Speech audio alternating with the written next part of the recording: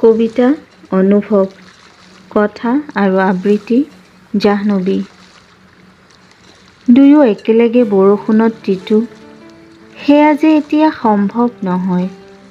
তেনেহ'লে আহা দুয়ো স্মৃতিৰ বৰষুণতে তিতি বুৰি যাওঁ। তুমি ক'ৰবাত, মই ক'ৰবাত।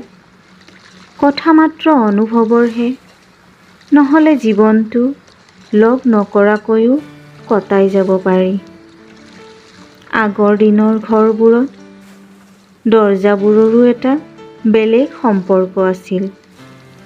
দুয়ো ধুনীয়াকে দুবাহুত লীন হৈছিল। আজিকালি দেখোন দৰজাবোৰো অকলশৰীয়া হৈ গৈছে।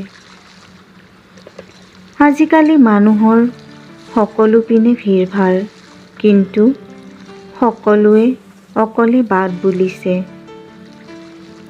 মোৰ লগত সময়ে এদিন বহি ক'লে, তই ঠিকেই আছ, কিন্তু মইহে বেয়াকৈ চলিছোঁ।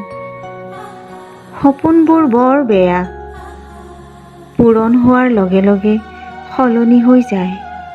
কেতিয়াবা নিজৰ কাণে শুনা কথা আৰু নিজৰ চকুৰে দেখা কথা সঁচা নহ'বও পাৰে। বিশ্বাস কৰাজনক কেতিয়াও অবিশ্বাস নকৰিবা।